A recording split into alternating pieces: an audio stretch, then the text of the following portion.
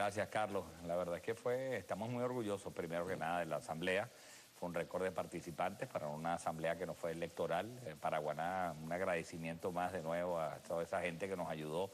Y lo más importante fue que presentamos un documento al país, que en este momento lo estamos ya distribuyendo. Estamos en la redacción final para ponerlo con las formas y llevarlo al Ejecutivo, donde creemos que es el documento más importante que ha presentado el movimiento empresarial en los últimos años. Y analizamos todas las causas del tema económico, pero no nos quedamos en el diagnóstico. Vamos a una cantidad de propuestas importantísimas que yo creo que poco a poco van a ir saliendo a la luz pública y estamos muy satisfechos y muy orgullosos del mismo. Ahora, ¿pudieras darnos, simplemente para ubicar en el contexto, cuáles son los puntos fundamentales que aborda ese documento? Claro, el centro para nosotros de la problemática económica del país es la destrucción del aparato productivo nacional. O sea, nosotros partimos de la base que la mayoría de los problemas que tenemos, escasez, desabastecimiento, inflación, parten de una destrucción de que no hay producción nacional. Y eso tiene dos vertientes. Las empresas públicas no funcionan porque han sido expropiadas y tienen una mala gerencia, y las empresas privadas no las deja producir.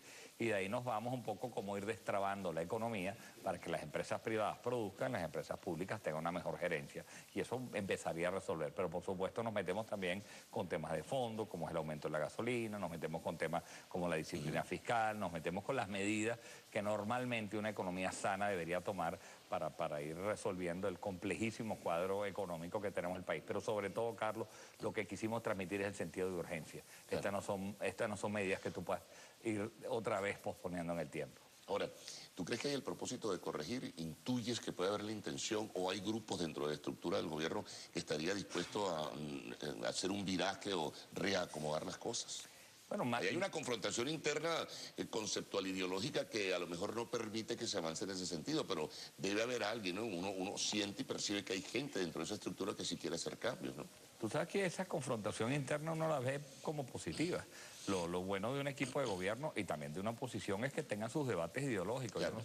Yo no sé cuál es la tragedia de que eso ocurra. Qué bueno que haya algunos disidentes, y el hecho de que llame izquierda trasnochado el presidente a gente de su partido ya no lo está diciendo Fede Cámara, lo está diciendo el propio gobierno, lo cual le permitiría avanzar hacia algo que no fuera tan trasnochado, es lo que uno quiere asumir, por lo menos más amanecido y más moderno.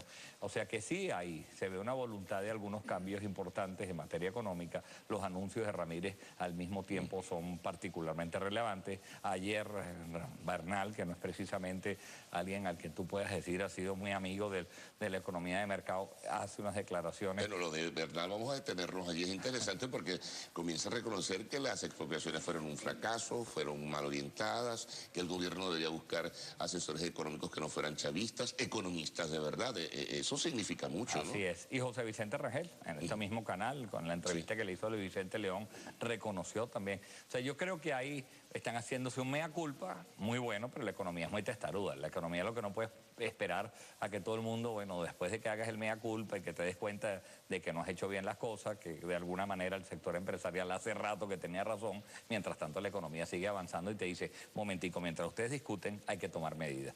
Y eso es lo que nosotros estamos haciendo, un sentido de urgencia. Por otro lado también está la oposición, también debatiendo entre ellos, y en el medio está una economía y un sector empresarial como el queso de un sándwich atrapado sin que pueda ocurrir, y eso lo está pagando todos los venezolanos. Tú mencionabas a Ramírez, él ha anunciado la posibilidad o el propósito finalmente de lograr la unificación cambiaria, pero si eso no tiene medidas paralelas, medidas colaterales, no es simplemente un anuncio, eso no es así, soplar y hacer botellas, ¿no? Tal cual, lo que acabas tú de señalar. Primero, eso debe venir acompañado de otras medidas, pero además nosotros en Fede Cámara lo que estamos patrocinando un cambio único, libre, es importante y competitivo. De nada sirve. Pero quedaría el control de cambios, que es una perturbación para el mercado. Mientras tú tengas el control de cambio, pues vas a tener siempre las desviaciones de mercado. Ahora, entendemos que es mucho mejor tener un control de cambio con una sola moneda que tener 4 tipos de cambio. Está bien, pero para ir avanzando hacia un cambio libre, que es lo que debería tener una economía moderna. Ahora, eso va a tener a la par un impacto inflacionario significativo. ¿Qué medidas sugiere Fede Cámara, por ejemplo, Jorge, para comenzar a enfrentar ese terrible y perverso tributo que pagamos los venezolanos como es la inflación? Es que tú sabes que en otros programas contigo he analizado el costo político de tomar esas medidas. Yo creo que el gobierno lo que tiene que empezar es analizar el costo político de no tomar esas medidas. Costo político, social y económico de no tomarlas. Por supuesto que vas a pagar con inflación y tienes que tener unas medidas de ir subsidiando a los más vulnerables. En todo este proceso de ajuste, que va a ser muy doloroso, Carlos, tienes que tener unas medidas que los más vulnerables, los más necesitados, no paguen por el ajuste cambiario. Pero, por ejemplo, el precio de la gasolina hay muchísima gente que la puede pagar, habrá otros que no. Hay que buscar la fórmula de que no se sientan deteriorados su calidad de vida los que no pueden pagar ese aumento de la gasolina. Entonces, medidas como esa hay que ir tomando poco a poco. ¿Y cómo se va a multiplicar ese efecto del aumento del precio del combustible sobre el resto de la economía? Porque lo va a tener. Pero habrá gente que pueda pagarle y gente que no, como en todas las economías. Hay gente que tú estás subsidiando ahora gratuitamente, en luz, en servicios, en gasolina. Tú tienes que empezar a diferenciar que solo subsidies directamente a aquellos que más lo necesitan. Nadie pretende que esto sea una apertura desbocada de mercado, de las cuales son unos ajustes donde los más necesitados de nuevo van a pagar. Lo que estamos proponiendo, y el documento lo expresa claramente, es que se hagan las medidas, pero al mismo tiempo se tomen en cuenta aquellos sectores más necesitados. Ahora, esa discusión interna que tiene la estructura del gobierno, la estructura del poder, de alguna manera no es la que detiene al que se tomen las decisiones adecuadas. Sí, las discusiones internas es una siempre... pugna porque además no es una pugna sencilla es una pugna sobre un modelo, ¿no? Que vaya, eso es bien importante, ¿no? Un modelo atrasado, conservador, vetusto, ortodoxo, como lo quieras calificar, y fuera de contexto, ¿no? De la realidad histórica que vivimos. Y está viniendo un poco tarde esa discusión. Lo más normal es que un equipo de gobierno nunca esté 15 años en el gobierno. Eso no es lo que ocurre en una economía moderna y en una democracia moderna. Aquí ha habido 15 años donde está el mismo equipo de gobierno al frente de las decisiones económicas. Bienvenida sea la discusión que están teniendo, bienvenida sea los que piensan que no se está yendo por buen camino, porque además los indicadores parecen darle razón a aquellos que piensan que no vamos por buen camino, como jefe de Cámara y como algunos sectores internos. Yo creo que el tema que tiene en estos momentos el presidente Maduro es muy complejo, porque él heredó este modelo. Yo no quiero decir que este gobierno haya sido muy bueno, todo lo contrario, ha sido un gobierno que no ha aprovechado las oportunidades y ha agravado la crisis, pero esto es un modelo heredado. Entonces, si tú sigues cambiando ministros, rotándoles de una oferta, haciendo unos enroques donde pones al que entregaba pasaporte, ahora lo pones de turismo y el de turismo, eso no sirve para nada. El tema económico es muy complejo y hay que saberlo manejar y tener gente preparada y calificada para manejar el tema económico, ¿no? Por eso me llamó la atención mucho lo de Bernal, me parece que es muy reflexivo y muy racional.